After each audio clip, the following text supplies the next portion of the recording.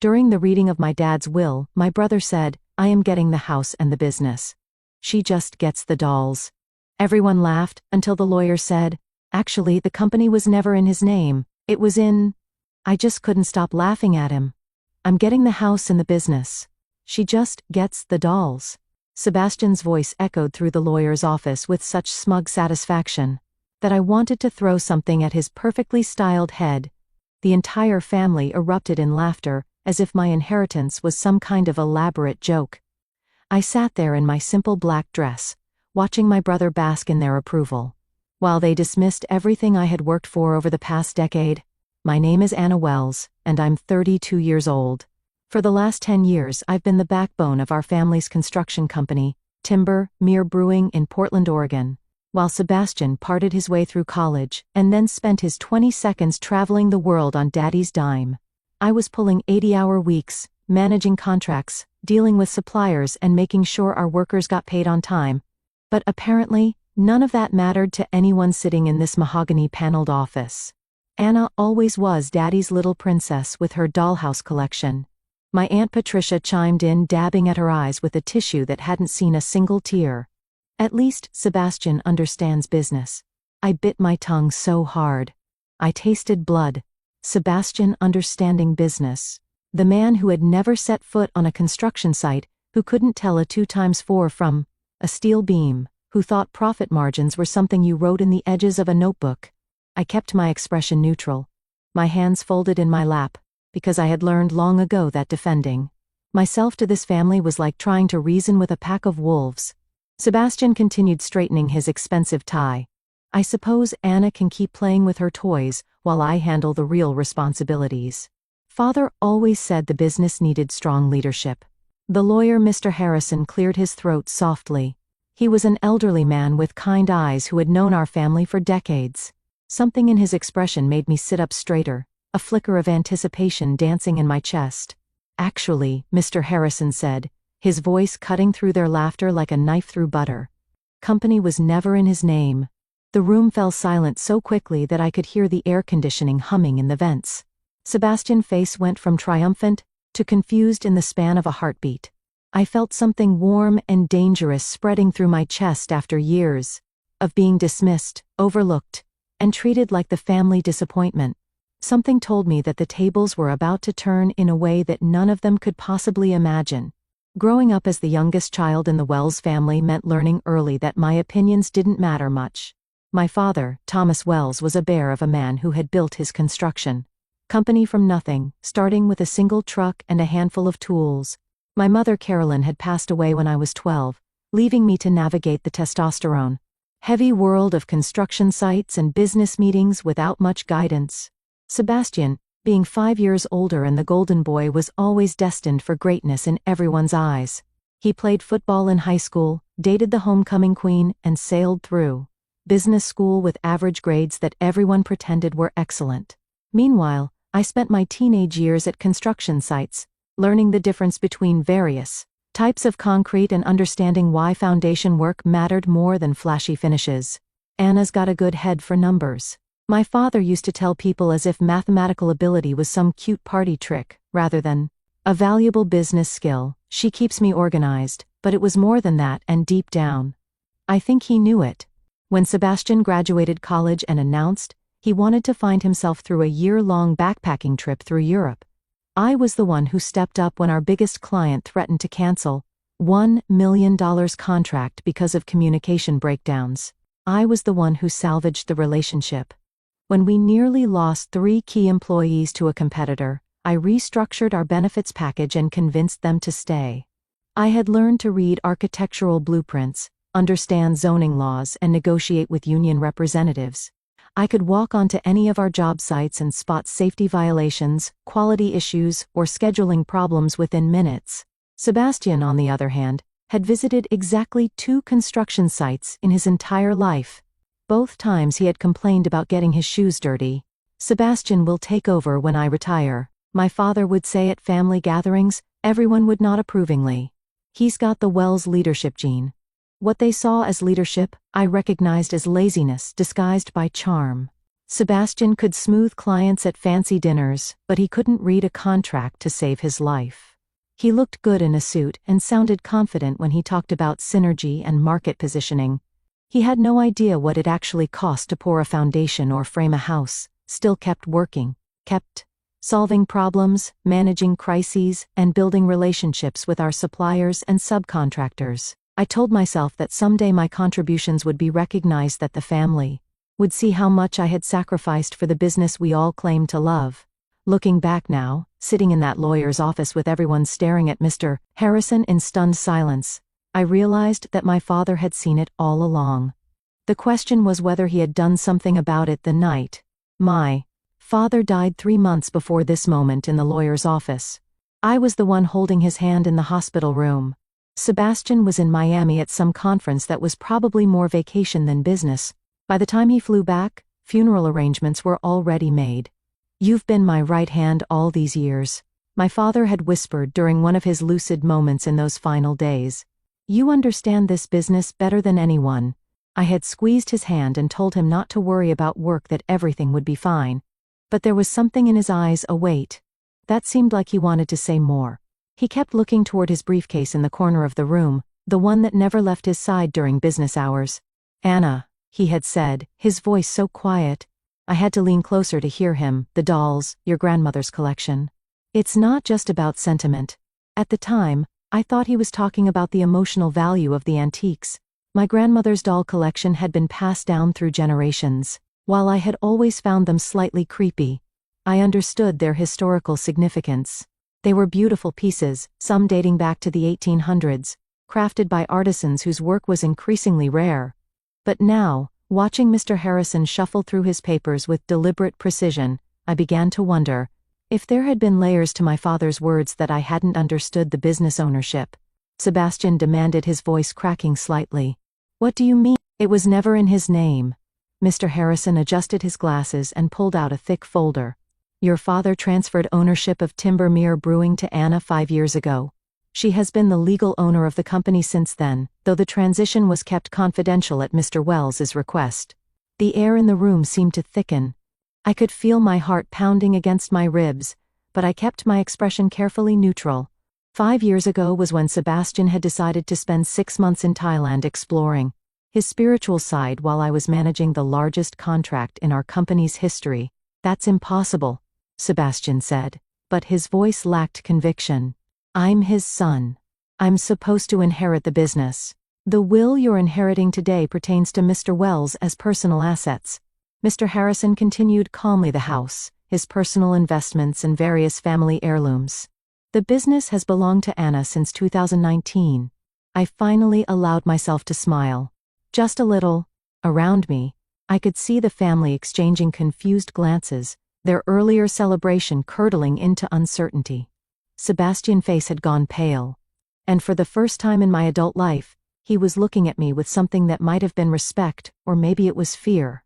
"This has to be some kind of mistake," Sebastian said, his voice rising with desperation. "Anna doesn't know anything about running a company. She's just the bookkeeper." The words hit me like a physical blow, but instead of anger, I felt something cold and calculating settle in my chest. After 10 years of being dismissed as just the bookkeeper, the moment of truth had finally arrived.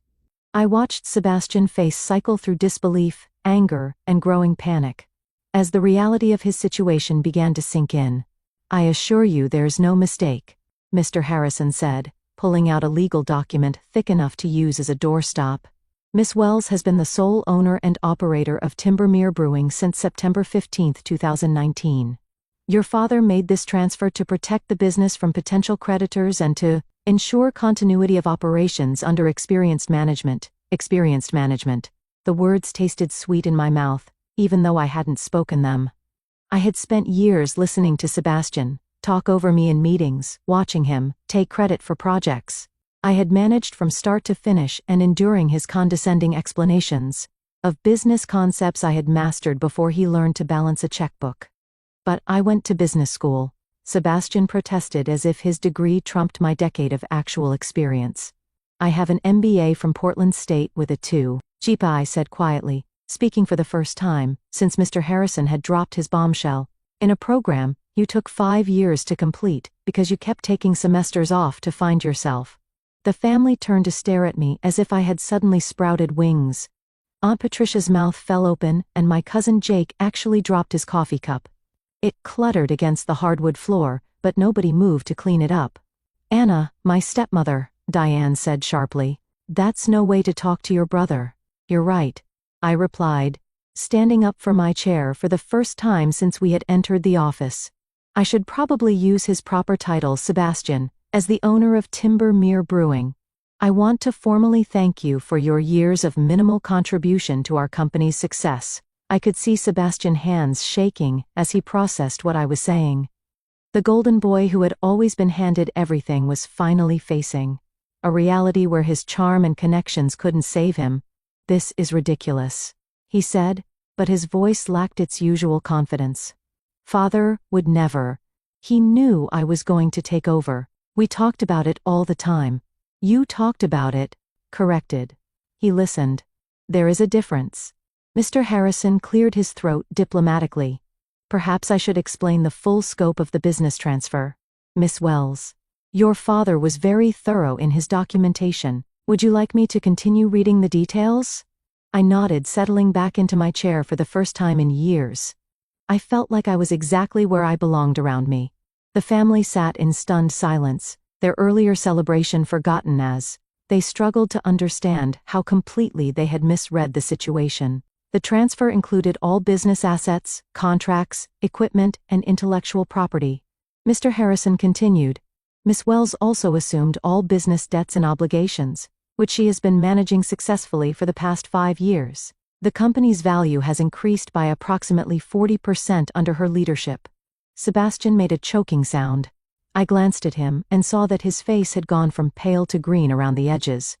40% growth wasn't luck or coincidence. It was the result of careful planning, strategic investments, and countless 18-hour days that he had never bothered to acknowledge. "Now," Mr. Harrison said, "shall we continue with the personal estate distribution?" The personal estate reading felt like watching a slow-motion car crash. Sebastian inherited the family house, which sounded impressive until Mr. Harrison mentioned the outstanding mortgage balance of $300,000. He also received my father's personal investments, which had been severely depleted over the past few years to cover Sebastian's various business ventures and extended vacations. "The antique doll collection," Mr. Harrison announced, "goes to Anna, along with all associated documentation and appraisals." Sebastian actually laughed, though it sounded more like a bark than an expression of humor. "See, I told you she gets the dolls. At least some things make sense." I kept my expression neutral, but inside I was practically vibrating with anticipation. My father's comment about the dolls not being just about sentiment was starting to make perfect sense. During his final days, he had mentioned something about documentation and appraisals, words that had seemed insignificant at the time. "Mr. Harrison," I said carefully, "could you elaborate on the appraisals?" The elderly lawyer smiled, and I caught a hint of mischief in his eyes.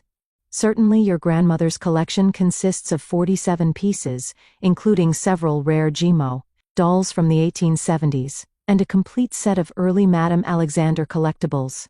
The most recent appraisal, completed last year, valued the collection at $512,000.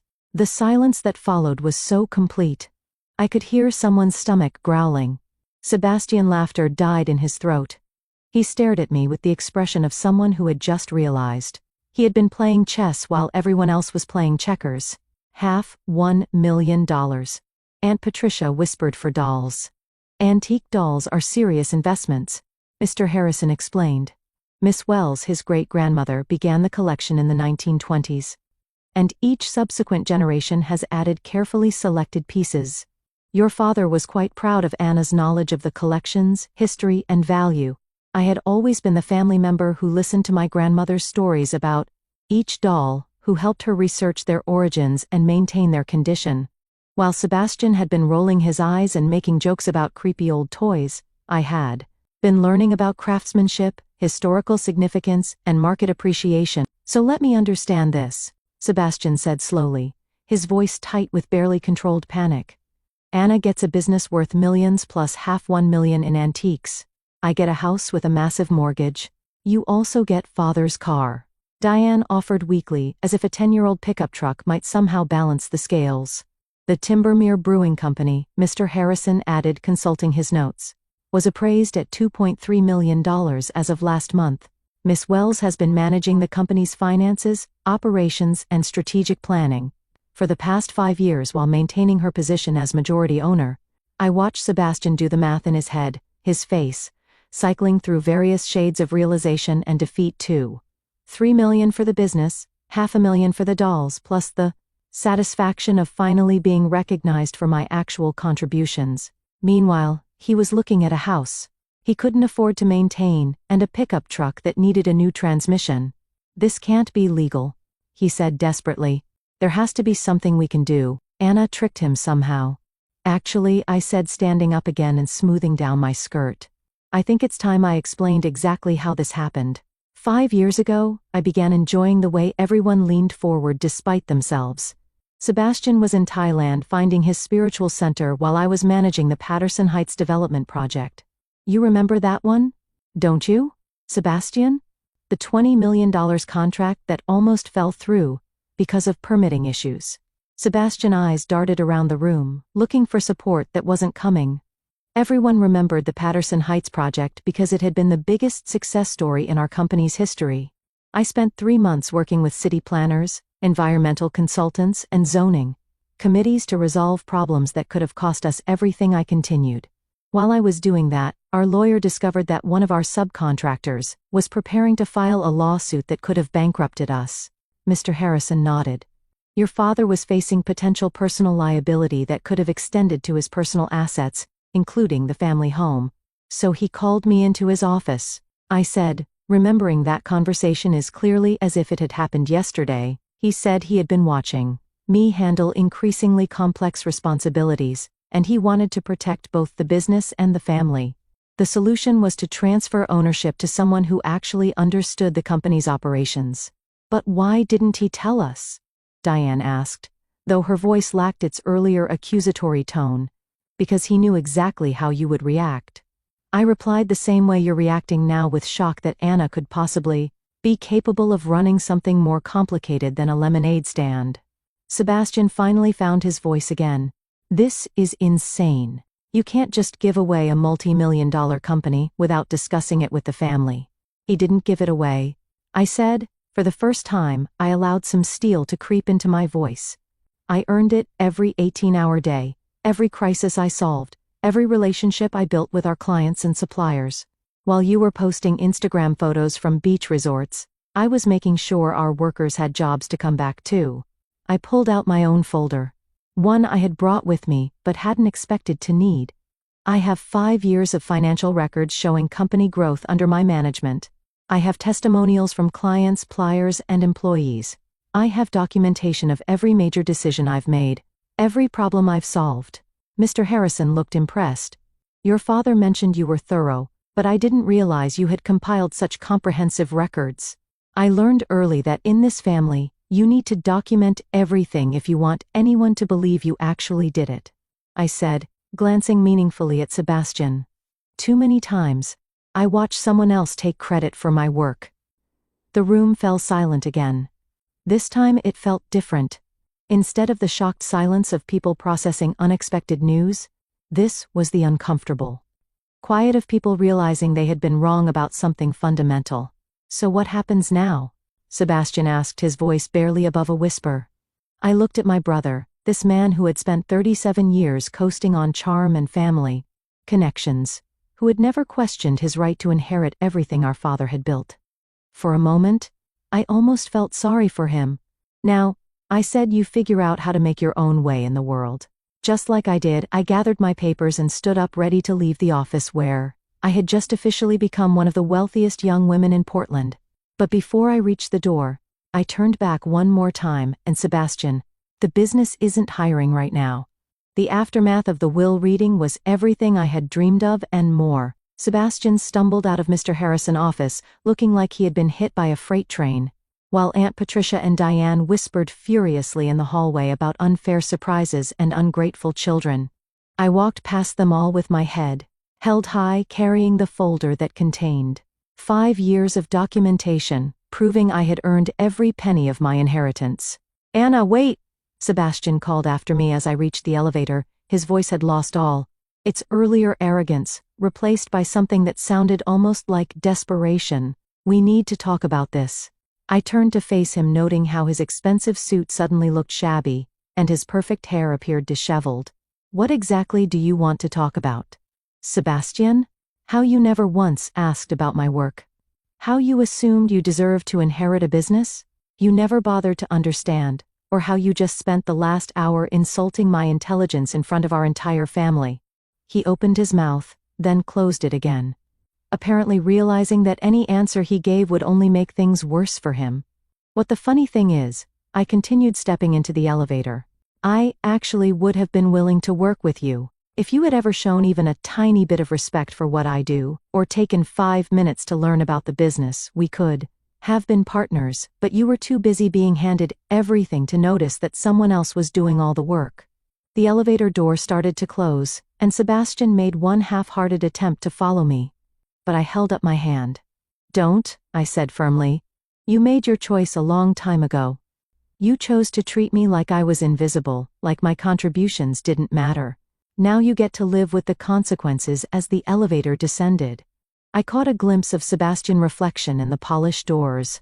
He was standing alone in the hallway, surrounded by family members who were looking at him with the same mixture of disappointment and pity they had once reserved for me. 3 weeks later, I was sitting in my newly redecorated office at Timber Mere Brewing headquarters, reviewing expansion plans that would have been impossible under Sebastian's expected leadership. The owner and chief executive officer name played on my desk still gave me a little thrill every time I saw it. My assistant knocked on the door. "Miss Wells, there's a Sebastian Wells here to see you. He says he's your brother." I looked up from the architectural blueprint spread across my conference table, through my office window. I could see our newest construction site, where we were building a sustainable housing development that would be featured in next month's Portland Business Journal. The project was my design, my vision, and my responsibility. "Send him in," I said. Sebastian entered my office looking like a man who hadn't slept well in weeks. His clothes were wrinkled. His hair was uncombed. He had the defeated posture of someone who had finally run out of options. "Nice office," he said, though his voice lacked any real appreciation. "I heard you're expanding into green construction." "We are," I replied, not bothering to stand up or offer him a chair. "It's a growing market, and we're positioned to be regional leaders in sustainable building practices." He nodded slowly, his eyes taking in the awards on my walls, the photos of completed projects, the architectural certificates I had earned while he was busy traveling the world. "Anna," he said finally, "I need a job." The words hung in the air between us. I realized that this was the moment I had been unconsciously waiting for. Sebastian Wells, the golden boy who had never worked a day in his life, was asking his little sister for employment. "I'm sorry," I said, and meant it, "but we're not hiring." Sebastian's life unraveled quickly after the will reading as words spread through Portland, as business community about the dramatic reversal of fortune at Timbermere Brewing. His reputation as a future business leader crumbled. When people learned, he had expected to inherit a company that his sister had actually been running for years, while his lack of real experience became painfully obvious when he tried to find employment in construction or development firms that knew the Wells family history. The family house became a financial burden he couldn't manage, forcing him to take a job as a sales associate at a car dealership, while struggling to make mortgage payments on a property he couldn't afford to maintain. Within 6 months, Sebastian had to move into a small apartment and watch from a distance as his sister expanded the business he had taken for granted, knowing that his years of dismissing her contributions had cost him everything he had expected to inherit. As I signed the contract for our 4th major expansion project, I reflected on how Sebastian's years of mockery had inadvertently prepared me for this moment. His constant dismissal of my abilities had forced me to document every success, prove every, and build the kind of comprehensive track record that made my ownership unquestionable when the truth finally emerged, teaching me that sometimes the most satisfying revenge is simply letting people discover that the person they underestimated was actually in control all along.